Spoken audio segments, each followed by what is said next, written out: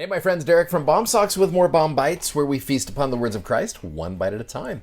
So yesterday we introduced you to the concept that Israel wanted a king so they could be like all of the other nations, and the Lord tried warning them. It's like, look, you don't want a king, you don't want a king, and they're like, no, we want a king. And so, all right, the Lord gave them a king. And so he gave them this guy here. His name is Saul. And I do really think, kind of like I said yesterday, that, even though we are making dumb choices, the Lord will still try to bless our lives as much as he can. So he gives them the guy who I think is the best at the time. In fact, you go into chapter 9 where we're introduced to Saul. Verse 2, it says, Saul was a choice young man and a goodly. Goodly makes reference to talents. He was probably a good-looking man. There was not anyone among all of the children of Israel a goodlier person than he. From his shoulders upward, he was higher than any of the people. This means he could have been even taller. So keeping in mind that these Philistines were just gargantuan, we'll talk about tomorrow, the biggest of them all. And so Israel needed a guy who looked like he was going to be an imposing fellow. So this probably is what Saul looked like. He's a good man. Verse number 6, it says, the Spirit was with him, and it said, the Lord will turn him into another man, meaning giving him, as it says down in verse number 9, another heart to be able to show him, to be able to judge properly, to be able to lead the people properly. Now, one of the things to keep in mind is Saul is not a prophet. He is not the spiritual leader here. He is a military leader. He is the king. So he's a good man, though, and everybody loves him, and he's doing great. So then you go into chapter 13, where the Israelites are in a battle with the Philistines, and it's a bad one. And Saul is starting to panic a little bit. He had asked Samuel, the prophet, to come make a sacrifice on their behalf. Remember, Saul is not authorized to do this. But Samuel doesn't get there. In fact, you get down to verse number 8, and it says, Samuel did not get there at the time that had been appointed, but he came not there. And so what happens? Verse number 9, this is where Saul's downfall starts to happen. Saul said, bring hither a burnt offering to me and peace offerings. And he offered the burnt offering. Again, he is not authorized to do so. Samuel shows up, went to meet him. He's going to salute him. He's like, Saul, I'm here to help out. And Samuel, all of a sudden, verse 11, he's like, what hast thou done?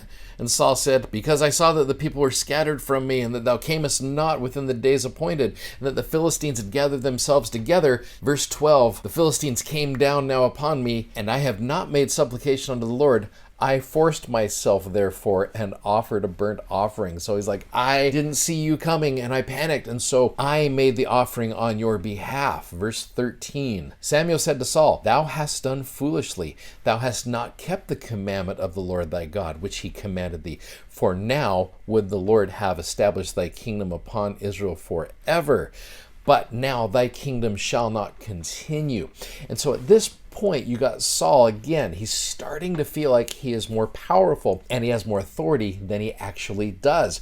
Chapter 15 is kind of a crazy chapter where Saul is commanded to go in and destroy the Amalekites. Like, this is one of those chapters, again, it's a weird one where he's commanded to go in, wipe out everything.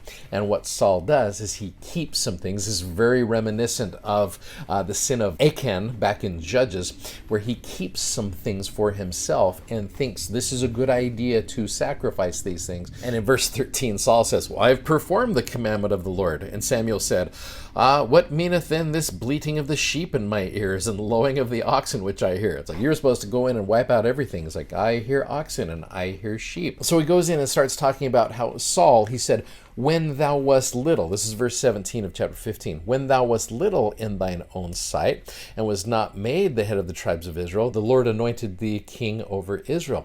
It's like, remember when in your own mind you were humble, but what you've gotten, you've got super prideful. And he even tells him down in verse 22, he says, to obey is better than to sacrifice. And Saul even mentions how he says, I feared the people and obeyed their voice. But Saul had gotten to a point where he was so prideful. I keep doing this as you're watching me do this. Saul's life is very much like a roller coaster, where you see him starting off and he's small, he's willing to do what he's supposed to do, and he gets to a point and there's just a huge downfall. The rest of the life of Saul is a tragic tragic train wreck, to the point you get to the very end of his life in chapter 31. He's in a battle and he's wounded and he falls on his own sword and basically takes his own life. It becomes a tragic story of Saul. But again, you see that Saul's big downfall was pride.